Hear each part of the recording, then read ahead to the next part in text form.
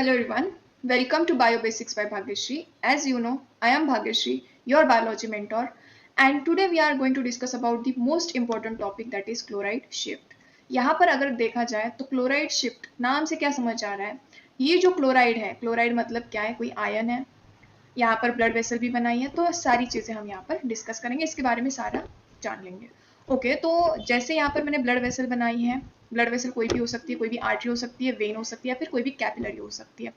अगर आप लोग यहाँ पर देख रहे हो तो आरबीसी है, आरबीसी के बाजू में जो भी कंटेंट है उसको हम बोल रहे हैं क्या? प्लाज्मा। अब जैसे कि ये आरबीसी है, आरबीसी के अंदर कुछ रिएक्शंस चलती है।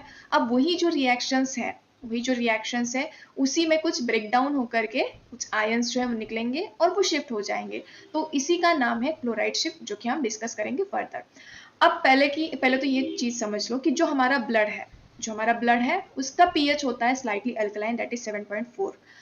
अब ब्लड का जो काम होता है वो ट्रांसपोर्टेशन ऑफ गैसेस का काम होता है, ट्रांसपोर्ट करता है गैसेस, जैसे ऑक्सीजन हो गया, कार्बन डाइऑक्साइड हो गया।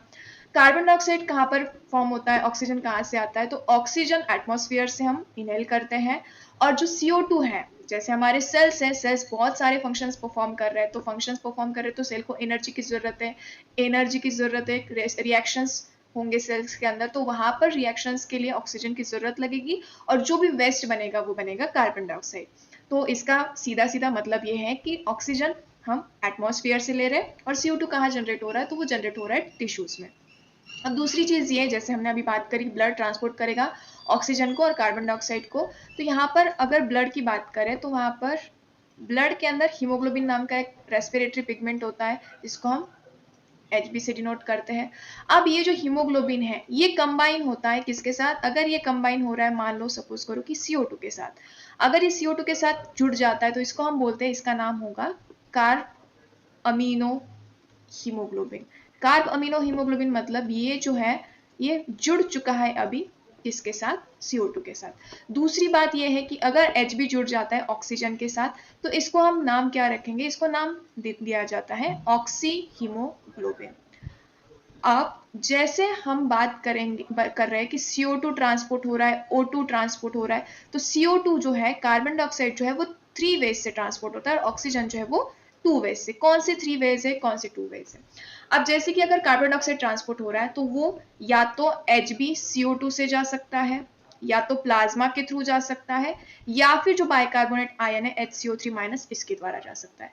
वैसे ही सिमिलरली ऑक्सीजन जो होगा वो दो ही तरीके से जा सकता है, एक तो जाएगा ये HbO2 के थ्रू ट्रांसपोर्ट हो जाएगा, और दूसरा ट्रांसपोर्ट होगा प्लाज्मा के थ्रू। अब इसमें भी परसेंटेज है, कैसे परसेंटेज है? तो जैसे अगर HbCO2 की बात करें हम, तो ये जाएगा अप्रोक्सीमेटली 23%, 70% जाएगा अपना प्लाज्मा के थ्रू, और 7% जाएगा अपना प्लाज्मा के थ्रू, और 70% जो जाएगा वो जाएगा अपना HCO3- से। HbO2 से जाएगा 97%, और रिमेनिंग 3% जाएगा किसे? प्लाज्मा के थ्रू। तो आई होप इतना जो लिखा है हमने बोर्ड पर वो क्लियर है आपको। तो आगे बढ़ते इसी के साथ, अब हम बात करेंगे इस ब्लड वेसल की। ब्लड वेसल में क्या आ गया? ब्लड वेसल में आ गया कार्बन डाइऑक्साइड। ब्लड वेसल में यहाँ पर आरबीसी के अंदर ये चला जाता है और ये कंबाइन होता है वाटर के साथ। ये एक रिवर्सिबल रिएक्शन है, और ये रिएक्शन होती है एक एंजाइम जिसका नाम है कार्बोनिक अनहाइड्रेस। अब जैसे ये रिएक्ट करता है तो यहाँ पर बनेगा H2CO3, इसको हम बोलेंगे कार्बोनिक एसिड। यानी कि कार्बन डाइऑक्साइड जब वाटर के साथ मिल जाएगा in the presence of carbonic anhydrase, reversible reaction होगी, और यहाँ पर कार्बोनिक एसिड बनेगा H2CO3। ये फर्दर ब्रेक होता है किसमें? ये ब्रेक होता है H+ और HCO3- same in the presence of carbonic anhydrase. H+ और HCO3- दोनों में टूट गया। अब होता क्या है कि HCO3- जो टूटा है ये चला जाता है कहाँ पर? प्लाज्मा में। ये कहाँ चला गया? HCO3- चला गया प्लाज्मा में। और इसके बाद यहाँ पर H+ रुका है, तो यहाँ पर मैंने बताया था आपको कि हमारे ब्लड में HbO2 है जिसको हम ऑक्सी हीमोग्लोबिन बोल रहे हैं, HbCO2 है जिसको हम बोल रहे हैं क्या? Carb amino haemoglobin. तो यही जो H+ है, सुनना ध्यान से, यही जो H+ है ये तोड़ता है इसको। अगर ये इसको तोड़ रहा है तो इसका मतलब ये होगा सीधा सीधा कि अगर ये टूट रहा है तो Hb और O2 सेपरेट हो रहा है, ठीक है, मान लो यहाँ पर ये सेपरेट हो गया और ये जो H था ये जुड़ जाएगा इसके साथ, तो ये बनेगा HHB। और ऑक्सीजन जो सेपरेट हुआ है, ये ऑक्सीजन कहाँ चला जाएगा, ऑक्सीजन की जरूरत किसको है, ये चला जाएगा सेल्स के पास। ठीक है, आई होप यहाँ तक क्लियर है आपको। उसी के जैसा ये CO2 भी टूटेगा, अब ये HHB बनाएगा, HHB बनाएगा, और यहाँ पर जो CO2 बनेगा, ये CO2 कहाँ पर चला जाएगा, यहाँ पर जो भी CO2 बनेगा वो चला जाएगा बॉडी के बाहर, outside the body via nostril.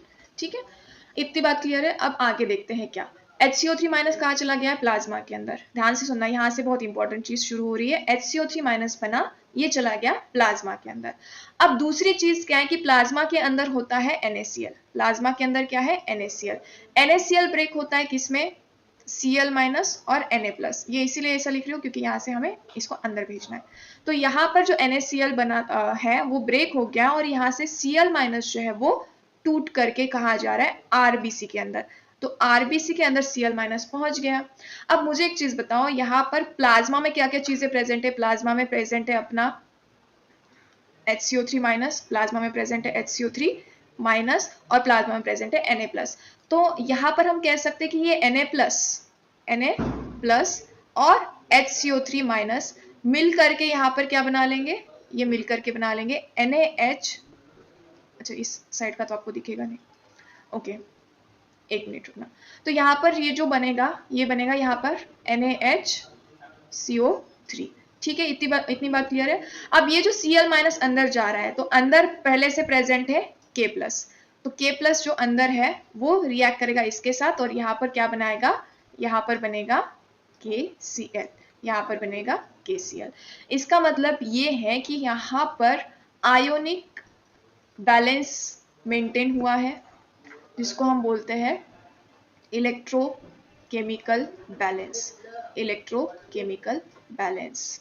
ठीक है, मतलब यहाँ पर अगर एक नेगेटिव चार्ज मॉलिक्यूल बाहर चला जा रहा है तो दूसरा नेगेटिवली चार्ज मॉलिक्यूल अंदर आ रहा है, और दोनों आपस में रिएक्ट करने के बाद अपने आप को न्यूट्रल बना रहे, अपने आप को न्यूट्रल बना रहे।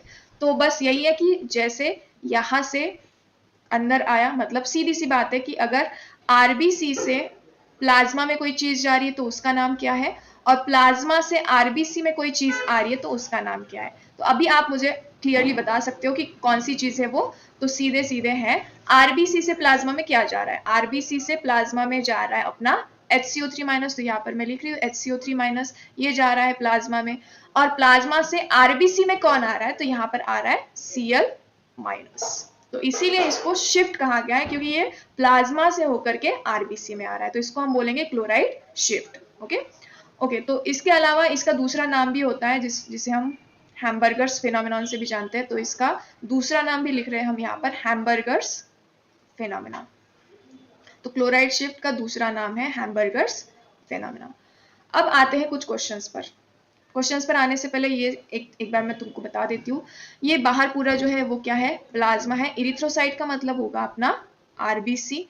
यहाँ पर एक चैनल है, जिस चैनल के थ्रू एंट्री और एग्जिट हो रही है। जैसे मैंने बताया तुमको कि क्लोराइड अंदर आ रहा है और HCO3 बाहर जा रहा है, तो वो चैनल तुमको जरूरत नहीं है। अब देखो CO2 है और वाटर है, in the presence of carbonic anhydrase reaction हुई, H2CO3 बना, जिसको हमने बोला था क्या, कार्बोनिक एसिड। ये कार्बोनिक एसिड बन गया।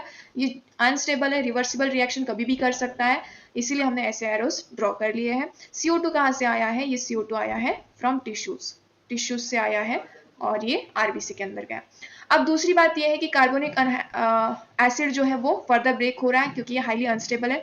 H+ और HCO3 माइनस में टूट रहा है। मैंने तुम लोगों को बताया था कि हमारे पास HbO2 है या फिर HbCO2 है, तो H+ क्या करेगा, इन दोनों को सेपरेट करेगा, तो इसको तोड़ेगा। जब ये टूट जाएगा तो ये क्या बनेगा, H और Hb HHB बन गया, और ऑक्सीजन सेपरेट हो जाएगा, और ये ऑक्सीजन कहाँ चला जाएगा, सेल्स के पास या फिर टिश्यूज के पास चला जाएगा। क्यों, क्योंकि टिश्यूज को उसकी जरूरत है, क्योंकि फर्दर फंक्शंस भी करने।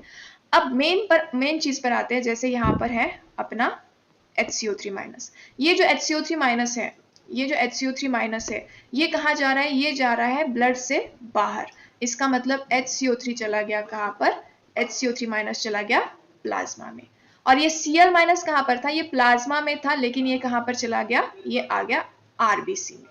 ये कहाँ पर आ गया, RBC के अंदर। तो इसका मतलब क्लोराइड शिफ्ट में आरबीसी में एंटर होता है क्लोराइड और आरबीसी से बाहर जाता है HCO3 माइनस। ठीक है, और ये एक इलेक्ट्रोकेमिकल प्रोसेस है जिसका दूसरा नाम हैम्बर्गर्स फिनोमेनन है। और ये क्यों जरूरी है? क्योंकि हमें इलेक्ट्रिकल न्यूट्रलिटी को मेंटेन करना है, आयोनिक बैलेंस को मेंटेन करना है। कुछ क्वेश्चंस करते हैं, ठीक है, कुछ डाउट होगा तो देख लेना एक बार, फिर हम कुछ क्वेश्चंस कर लेंगे। तो देखो, ये रहा आपका फर्स्ट क्वेश्चन। तो the process of migration of chloride ions from plasma to RBC. Plasma to RBC जो जा रहा है, कौन जा रहा है? Chloride ion. इसको हम क्या बोलेंगे? इसको हम बोलेंगे क्लोराइड शिफ्ट। ठीक है, इजी क्वेश्चन था। When CO2 enters red blood cells in tissue, when CO2 enters red blood cell, मतलब यहाँ पर आरबीसी के अंदर कौन आ गया? आरबीसी के अंदर आ गया CO2। ठीक है, आ गया CO2। Which ion moves into RBCs from plasma, कौन सा आयन चला जाएगा? Which ions moves into RBC, RBC के अंदर कौन सा आयन आएगा? तो यहाँ पर ये पूरा रिएक्शन होगा, यहाँ पर HCO3 माइनस बनेगा और ये HCO3 माइनस जब बाहर जाएगा तो अंदर कौन सा आयन आएगा? Cl minus. तो इनसाइड बोला है, इनटू बोला है, तो इसका मतलब ये इसका आंसर Cl माइनस। ठीक है, तो काफी है इतना ही, इसके अलावा कोई और क्वेश्चन नहीं पूछा जाएगा। So thank you so much, have a good day.